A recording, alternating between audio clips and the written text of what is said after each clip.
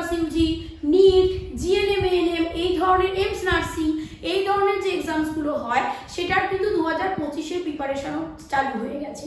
তোমরা সবাই জানো অ্যাচিভার স্টাডি সেন্টার অ্যাপে ক্লাস করানো হয়, অনলাইন লাইভ স্ট্রিমিং হয় প্রত্যেকটা সাবজেক্টের, মানে যে যে এক্সামসগুলো বললাম সেখানের জন্য দরকার যে যে subject, physics, chemistry, biology, logical reasoning, English, GK, maths, যে কোর্সে তুমি অ্যাডমিশন নেবে সেই কোর্সে এক্সাম হওয়ার জন্য যা যা সিলেবাস আছে, যা যা সাবজেক্টস আছে, এই সবগুলোরই কিন্তু লাইভ ক্লাস হয়।